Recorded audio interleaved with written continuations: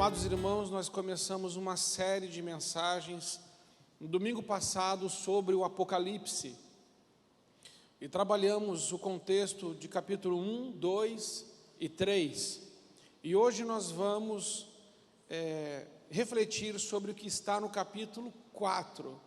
Então, Apocalipse capítulo 4, a partir do versículo 1.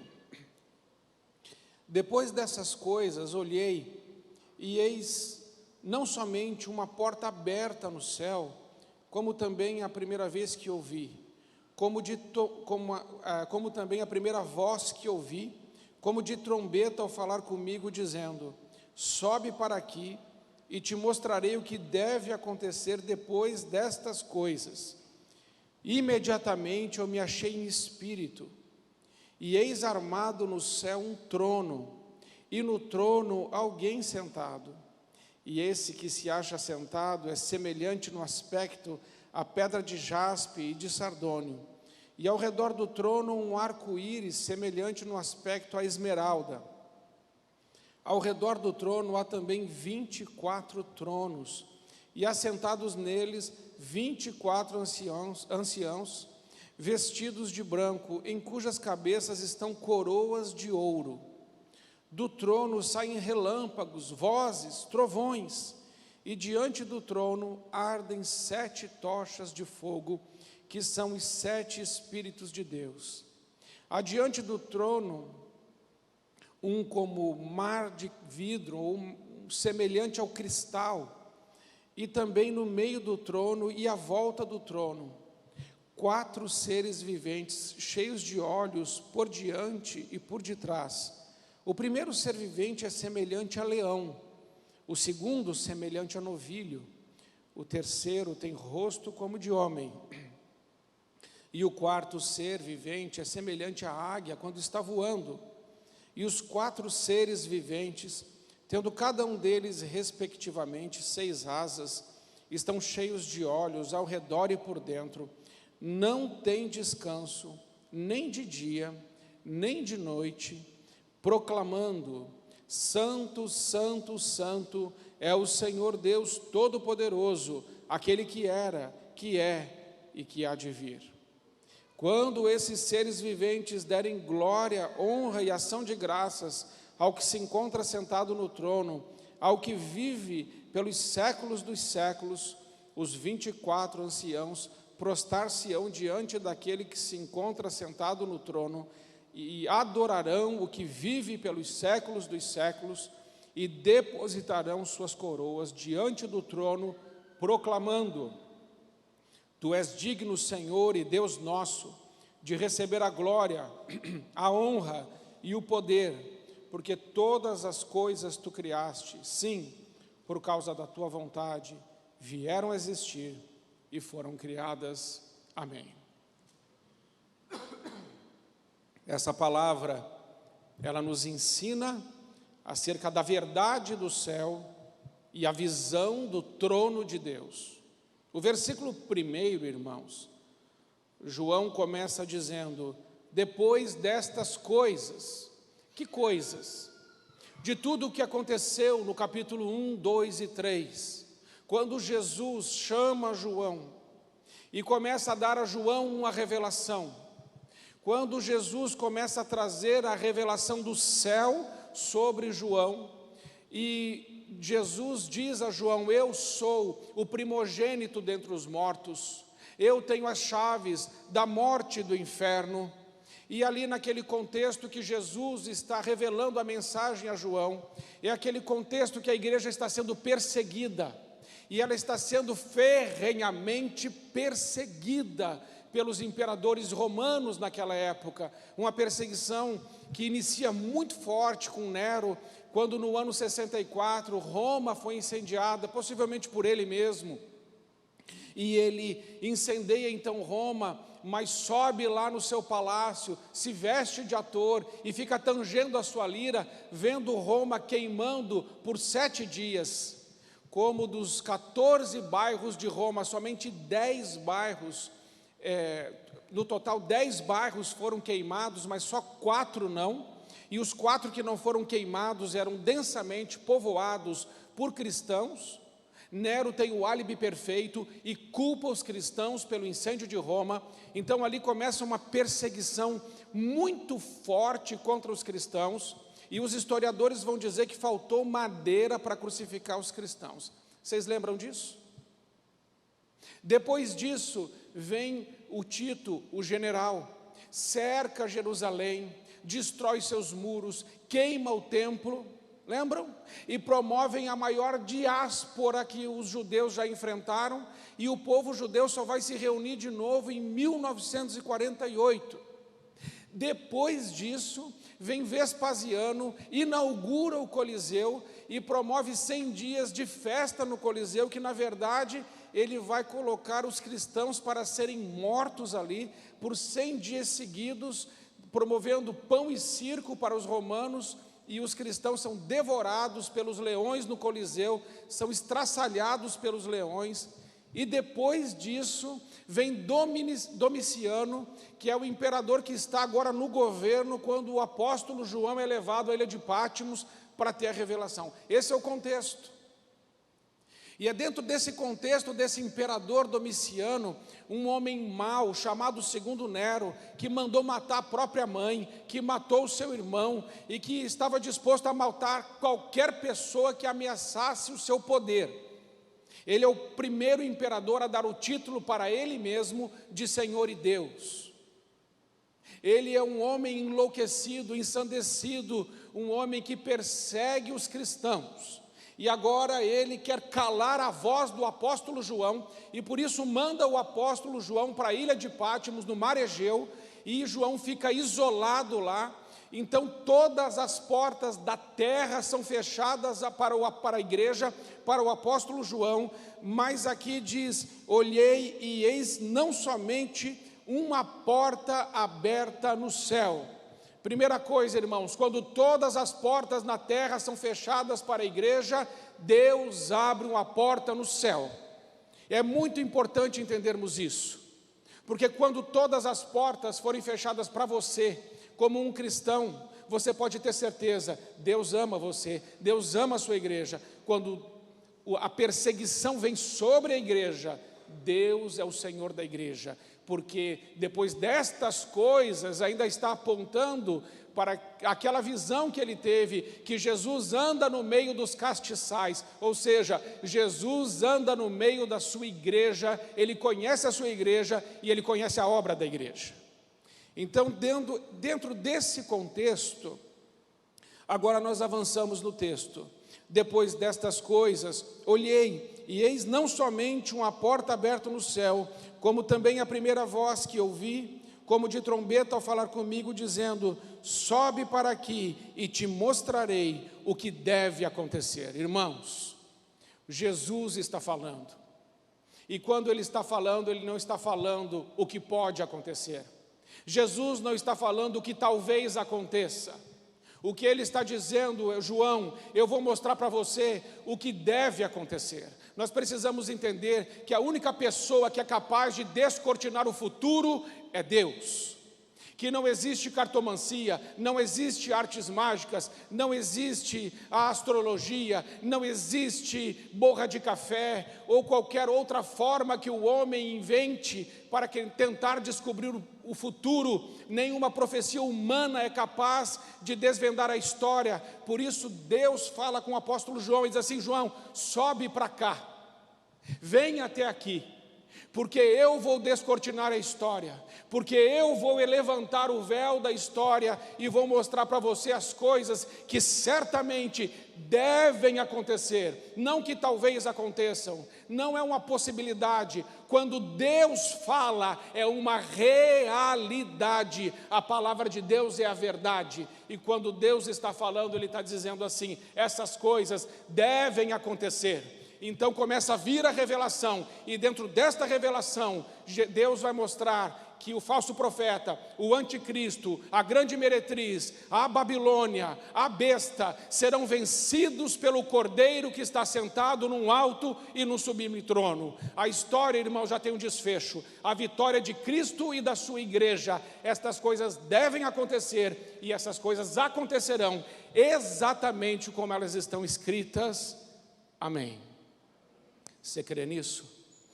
Deus diz: vem, João, e ouve as coisas que devem acontecer, eu vou te mostrar. Versículo 2: imediatamente eu me achei em espírito, e eis armado no céu um trono. Irmãos, que visão! Este é o ponto central de Apocalipse, o trono. A palavra trono é a palavra que define o livro do Apocalipse. A palavra trono aparece 67 vezes no Novo Testamento. Aparece 47 vezes no Apocalipse. E aparece 12 vezes no capítulo 4.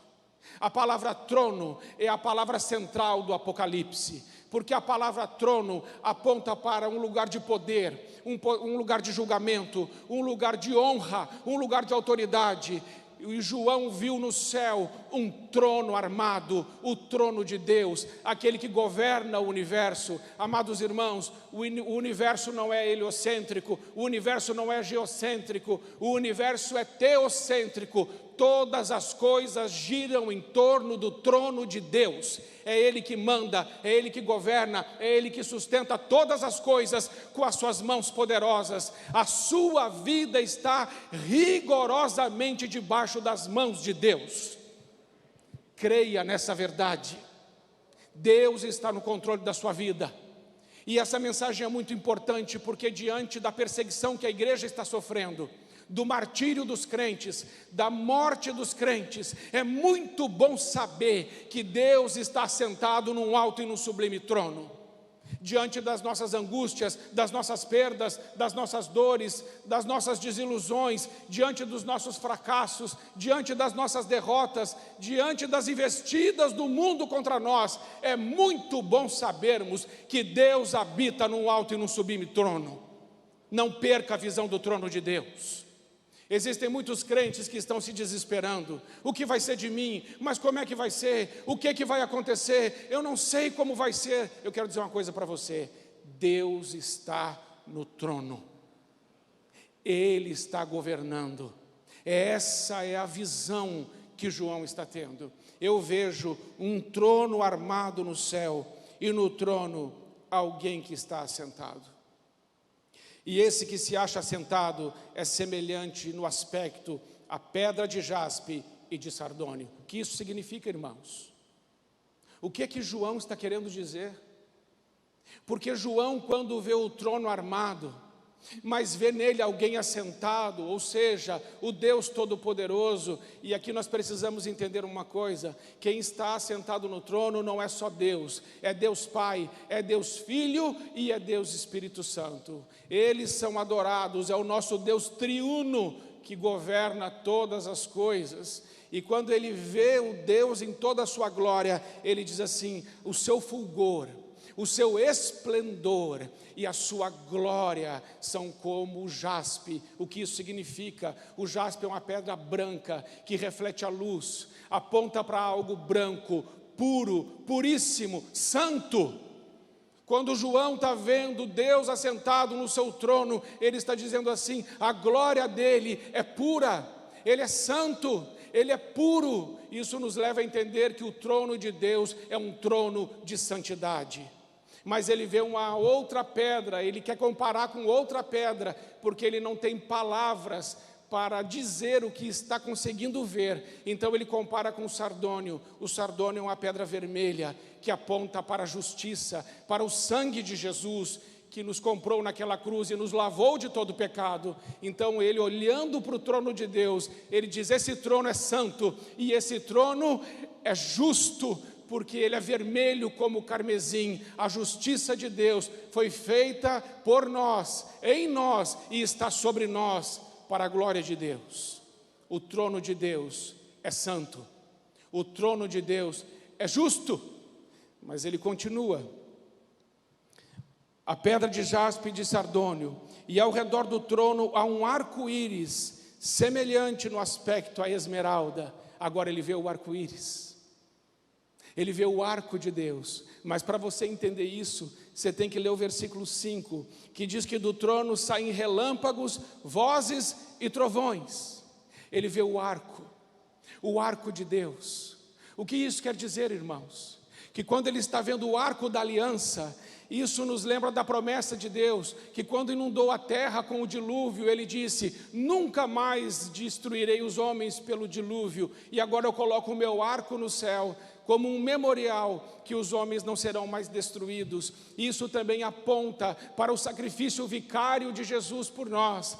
Pela graça de Deus, nós fomos salvos dos nossos erros, das nossas mazelas, dos nossos pecados. Nós estávamos mortos em nossos pecados e delitos, mas João olhou e viu o arco que simboliza a graça de Deus, antes dos trovões, dos relâmpagos e das vozes, porque os trovões, relâmpagos e vozes simbolizam o juízo de Deus. É muito interessante observar que quando a gente olha a natureza, primeiro vem a chuva, o relâmpago, os trovões, a chuva, depois o arco. Mas aqui não. O arco vem primeiro, a chuva, a trovoada, as vozes vêm depois. O que isso quer dizer? A graça de Deus vem primeiro, o juízo de Deus vem depois. Jesus veio cheio de graça e de verdade, e Ele nos ofereceu e oferece salvação. Se você ainda não entregou sua vida a Jesus, hoje é o dia de você entregar sua vida a Ele, porque ainda há tempo de encontrá-lo. Busque o Senhor enquanto você pode ainda achá-lo, porque um dia todos nós estaremos diante do trono de Deus, e o juízo de Deus virá sobre todo o povo, toda língua, toda nação, que o nome não está escrito no livro da vida. Portanto, é necessário confessar com seus lábios que Jesus Cristo é o seu único, suficiente Senhor e Salvador. É muito interessante observar, irmãos, Isaías capítulo 61. Põe Isaías 61 para mim, faz favor. Acredito que sejam os versículos 2 e 3. Põe o 2. 61, 1.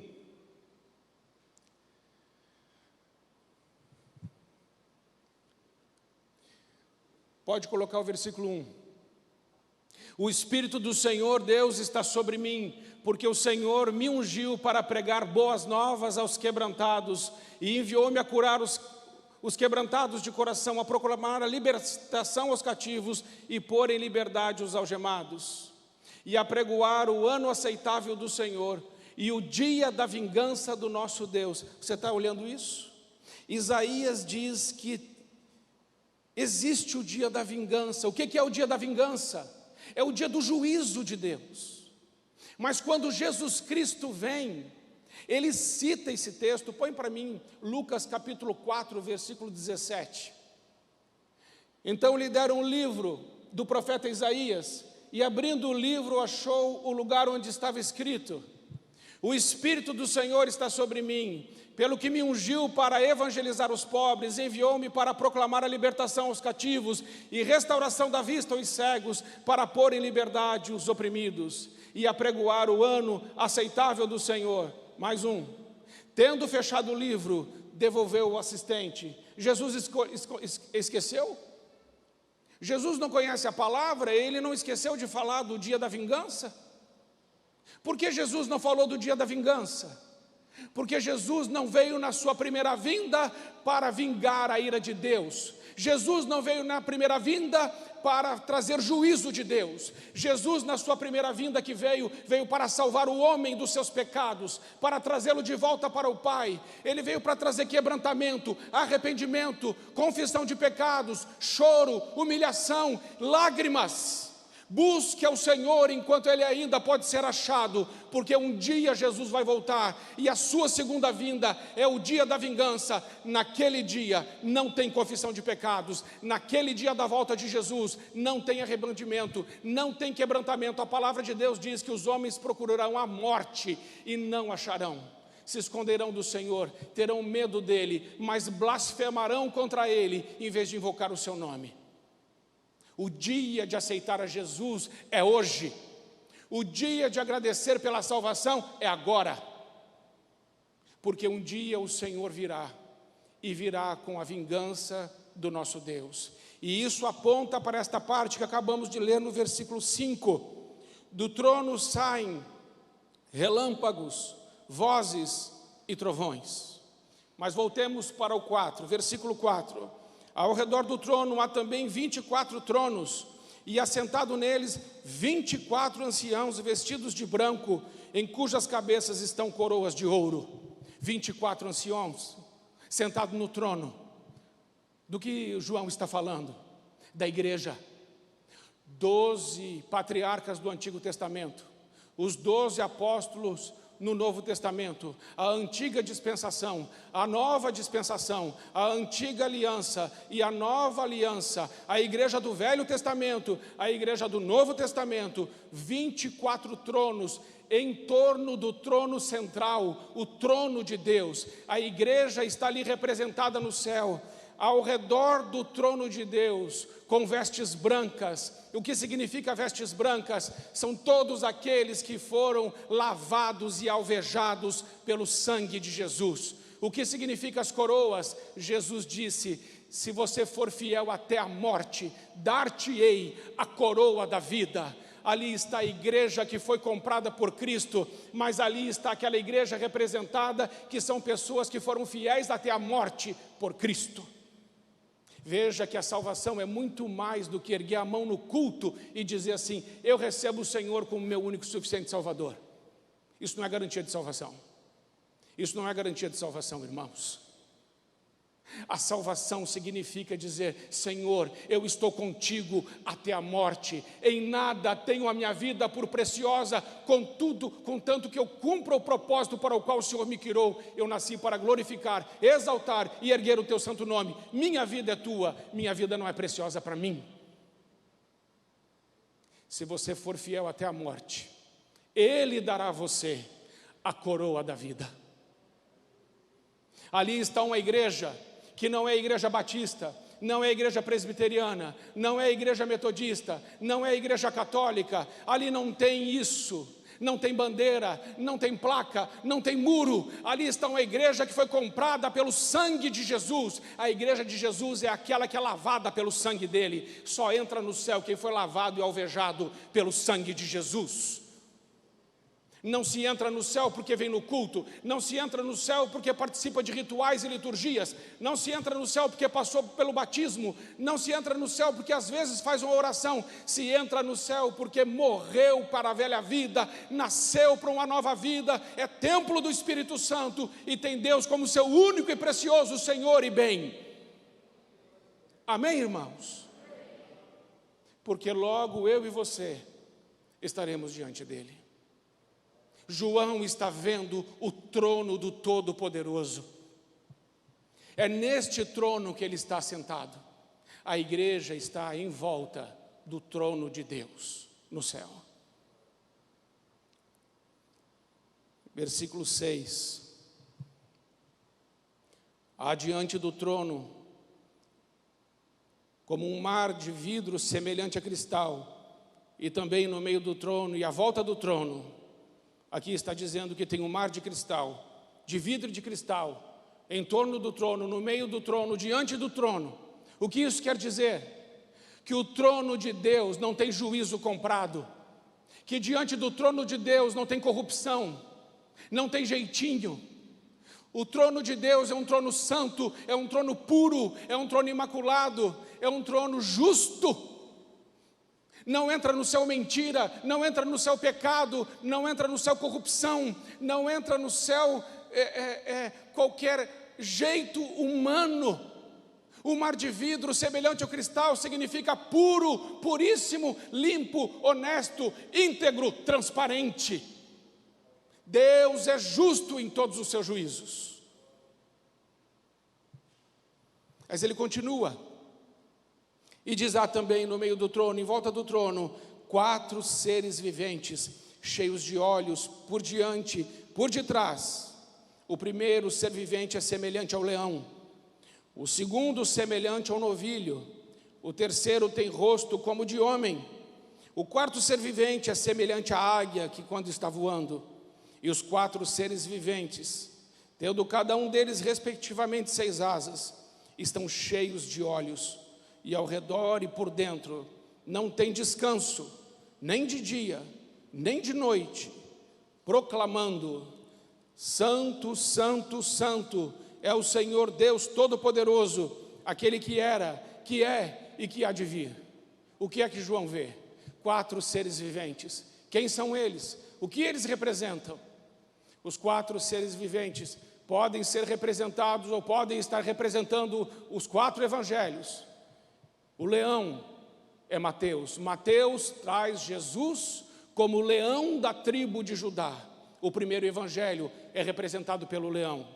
O segundo evangelho é o evangelho de Marcos, que vai trazer Jesus como servo, por isso o novilho, o boi, um símbolo do serviço.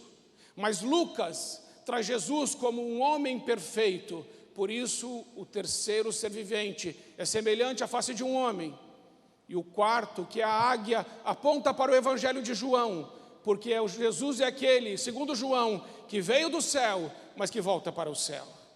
Os 4 seres viventes, numa outra linha teológica, pode simbolizar o ápice da criação: o leão, o rei dos animais selvagens, o boi, o rei dos animais domésticos, o homem, o rei dos animais morais, a águia, a rainha das aves. Então toda a criação, o ápice da criação está adorando a Deus, o evangelho que revela a Deus. Mas há uma última linha que diz que os 4 seres viventes representam os querubins e os serafins, porque os anjos têm a força do leão, o serviço do boi, a inteligência do homem e a rapidez e agilidade da águia. E isso faz muito sentido se você ler depois Ezequiel capítulo 1 a partir do versículo 17. E também Isaías capítulo 6 a partir do versículo 1. Vai dizer que os querubins, os serafins, eles têm 6 asas. Com 2 cobrem o rosto, com 2 eles voam e com 2 eles tampam os seus pés. Esses seres viventes, eles estão diante de Deus e eles estão incessantemente, incansavelmente, de dia e de noite, dizendo: Santo, Santo, Santo é o Senhor Deus Todo-Poderoso. Quando eles falam santo, eles estão afirmando a santidade de Deus. Quando eles falam de novo santo, eles estão enfatizando a santidade de Deus. Mas quando eles falam terceira vez santo, eles estão dizendo: Deus é absolutamente santo. Ele habita em luz inacessível. Ele é totalmente puro, Ele é totalmente bom, Ele é totalmente justo, Ele é totalmente fiel, Ele é totalmente verdadeiro. Não há Deus como este Deus. E eles não suportam a glória de Deus, colocam as asas nos olhos, no rosto, para não verem a Deus, e se prostram diante de Deus, e dizem: este é aquele que era, que é e que há de vir. E por que eles dizem isso? Porque os soberanos da terra também tiveram tronos. Onde está o Império Otomano? Onde está o Império Assírio? Onde está o Império Romano? Onde está o Império Babilônico? Onde estão os tronos dos homens? Todos eles caíram, mas no céu tem um trono que é o trono de Deus, e esse trono estará lá para todos, sempre e sempre. Amém. Você crê nisso? Os seres viventes se dobram diante de Deus. Mas não são só eles. O texto continua no versículo 9. Quando esses seres viventes derem glória e honra e ação de graças ao que se encontra sentado no trono e ao que vive pelos séculos dos séculos, os 24 anciãos prostrar-se-ão diante dele, que se encontra sentado no trono, e adorarão ao que vive pelos séculos dos séculos, e depositarão suas coroas diante do trono, proclamando: Tu és digno, Senhor e Deus nosso, de receber a glória, a honra e o poder, porque todas as coisas Tu criaste, sim, por causa da Tua vontade, vieram a existir e foram criadas. Aqui é a igreja de novo. Ela está representada por esses 24 anciãos. E aqui vai dizer que eles estão assentados em tronos. Trono é lugar de julgamento. A palavra de Deus nos ensina que esses 24 anciãos representam a igreja, eu e você. Um dia nós estaremos com Cristo. E nós estaremos com Cristo assentado nos tronos. Para fazer o que, irmãos? Para julgar o diabo e para julgar o mundo, para julgar os anjos caídos. Coloca para mim em 1 Coríntios capítulo 6, a partir do versículo 2. Ou não sabeis que os santos hão de julgar o mundo? Ora, se o mundo deverá ser julgado por vós, sois acaso indignos de julgar as coisas mínimas? Não sabeis que haveis de julgar os próprios anjos? A igreja de Jesus está sentada no trono periférico em volta daquele que é o Todo-Poderoso. E nós somos co-herdeiros com Deus, concidadãos dos santos, nós somos a família de Deus. E Ele nos deu como igreja a autoridade, o poder e a honra de julgarmos o mundo e os anjos caídos. Esse é o poder da igreja, esse é o status da igreja. Você é a igreja de Deus. Apocalipse capítulo 1, versículo 6, vai dizer que nós somos o sacerdócio real de Deus, somos uma raça de reis e de sacerdotes, porque Deus o quis desta forma. Oh, irmãos, que sublime essa verdade, que sublime essa visão dos céus. Mas eles usam coroas, e essas coroas são resultado da fidelidade a Deus, de uma fidelidade provada até o sangue, provada até a morte. Aquele que for fiel, eu darei a ele a coroa da vida. Só que esses 24 anciãos que representam a igreja na sua plenitude, diante da dignidade, da grandeza, da honra, da glória, da majestade, do esplendor, do fulgor, da presença do nosso Deus, eles não suportam a dignidade de Deus e a grandeza de Deus, não conseguem ficar assentados, antes eles se prostram e lançam as suas coroas aos pés daquele que vive para sempre.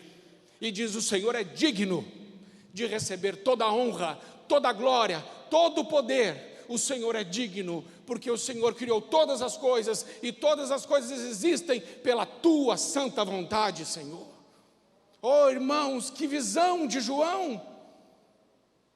Você precisa pegar essa visão para você.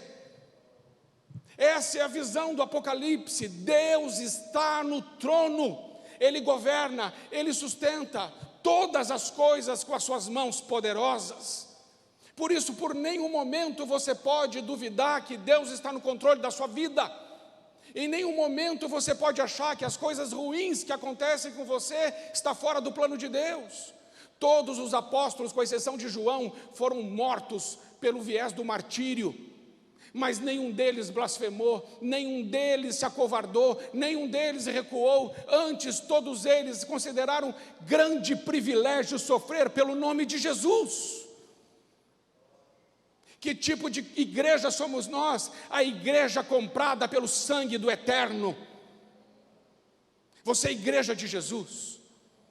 Você é uma raça de reis e sacerdotes. Você estará um dia, como diz, põe para mim Efésios capítulo 2, versículo 6.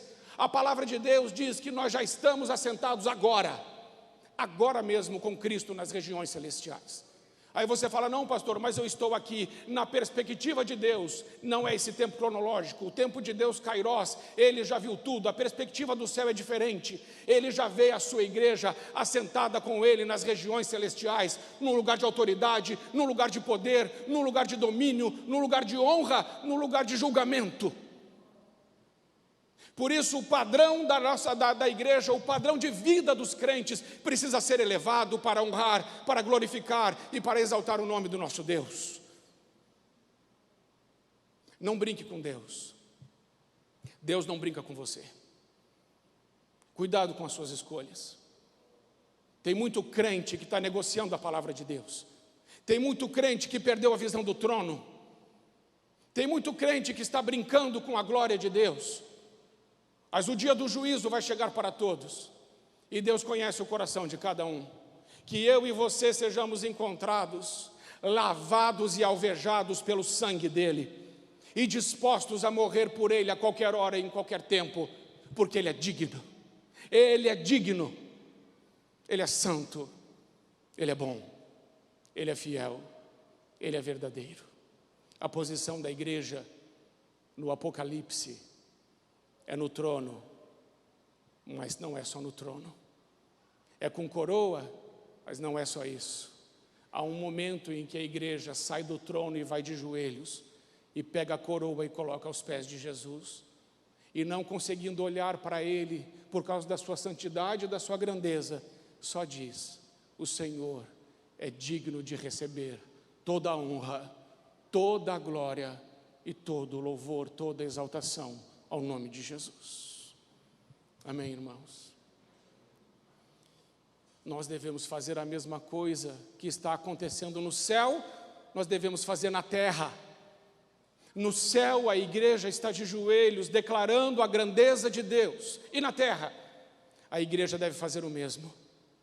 Devemos nos ajoelhar diante daquele que é santo e todo-poderoso e dizer: Senhor, Tu és digno. O Senhor habita em luz inacessível, é impossível descrever o Senhor. É impossível descrevê-lo, por isso que João diz: é semelhante ao jaspe, é semelhante a sardônio, porque não dá para definir Deus, não é impossível, mas dá para falar do fulgor da sua glória e do esplendor da sua presença. Que todos nós possamos experimentar a presença de Deus mais e mais e mais em nossas vidas. Amém, irmãos? Agora eu quero fazer um convite a você. E o convite é: aqueles que quiserem virem até o altar, se ajoelharem diante daquele que vive para sempre e dizer: Senhor, Tu és digno. Agora me ajuda, Senhor, a eu entronizar o Senhor do jeito que o Senhor é entronizado no céu. Ajuda eu a entronizar o Senhor no meu coração, igual o Senhor é entronizado no céu. Igual. Porque no céu o Senhor recebe essa adoração, mas eu quero dizer que o Senhor vai receber essa adoração de mim na terra. E vai receber essa adoração de mim porque eu te amo, e a minha conduta será para a tua glória. Porque no final de tudo, eu sou mais do que vencedor em Cristo Jesus. Porque ainda que o mundo possa destruir o meu corpo, não pode destruir minha alma, porque ela está nas mãos do meu Senhor. Amém? Vamos ficar em pé. Você que quiser vir até o altar e se ajoelhar diante do Senhor, pode fazê-lo agora. Esse é o único apelo que vou fazer para você conversar com Deus. Pastor, eu não quero me movimentar até o altar. Não tem problema. Você pode se ajoelhar na sua cadeira e conversar com Deus também. Mas eu sempre faço convite para o altar, porque é bom a gente estar aqui. Mas todo lugar, todo este lugar é de adoração a Deus. Em qualquer lugar você pode adorá-lo e falar com Ele. Eu peço que você faça isso agora em nome de Jesus Cristo.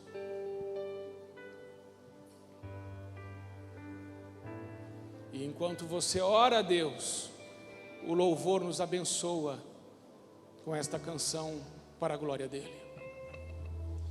E vamos todos juntos repetir o que está em Apocalipse 4, versículo 11, que é a igreja do Senhor no céu falando. Diga assim: Tu és digno, Senhor e Deus nosso, de receber a glória, a honra e o poder, porque todas as coisas Tu criaste, sim, por causa da Tua vontade, vieram a existir e foram criadas. Agora diga assim: eu existo pela Tua vontade, e nessa noite eu te adoro, e eu te dou toda a honra, toda a glória, toda a exaltação ao Deus santo, justo, puro, fiel, verdadeiro, que está assentado num alto, num sublime trono.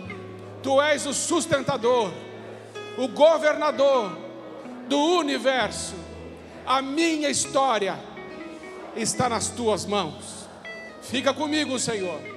Me abençoe e me ajude, Senhor, a ser um crente fiel até a morte, porque um dia eu receberei a coroa da vida das mãos do meu Jesus, e eu ouvirei: servo bom e fiel, entra agora no gozo do teu Senhor, que foi preparado para você desde antes da fundação do mundo.